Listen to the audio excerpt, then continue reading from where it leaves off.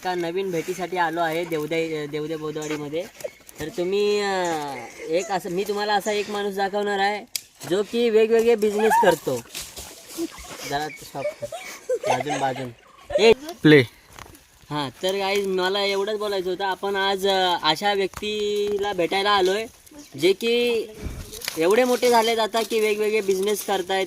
कधी कोंबड्या पाळतायत, कधी म्हशी पाळतायत, कधी कुत्रे मांजर. तर ते आपल्या देवदे गावचे प्रमुख म्हणजे चैतन्य नंदकुमार कांबळे.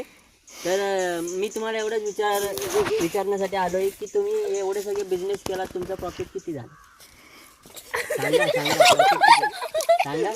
प्रॉफिट किती झालं? आमचं प्रॉफिट तर इकडे आहे. काय विचारलं तर एवढं इकडे आहे, मॅनेजर इकडे आहे.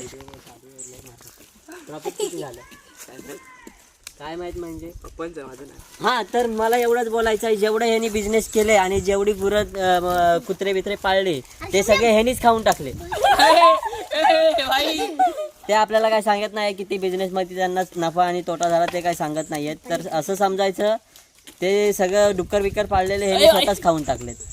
तर आपल्यासाठी इथं सगळे पोरं जमा झालेत, ते आपल्याला सगळी प्रूफ म्हणून इथं मी गोळा केलेत ते सांगू शकतात. इथं अर्णव आहे, सम्यक आहे, आयुष आहे, शौर्य आहे, अंश आहे, मोदी सरकार आहे. त्यांच्याकडे काय बिझनेस नव्हता म्हणून त्यांनी डुकरं पाळला नाही. अच्छा, अजून एवढंच मी डुकरं पाळली पण त्याच्यापासून त्यांना नफा तोटा किती झाला? नफा किती झाला त्यांना? किती पैसे? Profit loss. पैसे काय माहित नाही. एक डुक्कर 50 लाखाचा असं चैतन्य बोलतो. अच्छा, काय मग त्याच्या गोट्या किती करोडच्या असतात त्या पण सांगा. त्याला माहित नाही आपल्याला. त्या चैतन्य मालिकालाच विचारा. मालक असा बोलतोय की तो इथं जमलेला आयुष आहे, त्या आयुषला विचारा. विचारा आयुष. ते ड्रग 80,000 में. अच्छा, तो ये एमसी स्टैंड का भाई निकला है. तो अभी हम जाने वाले मोदी सरकार के पास. मोदी सरकार कॅमेरामॅन जरा इकडे पुढे.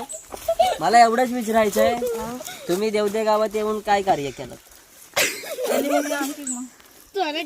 कार्य काय केलं सांगा.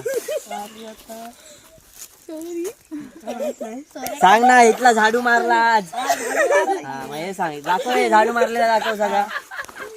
सांगा हे काय हे केलं. आणि विहीर साफ केली, विहिरीच्या बाजूचा झाडू मारला. सांगा हे सांग. तर झालं आहे, आपण ह्यांची बातमी आपण ह्यांना फेमस करणार आहोत.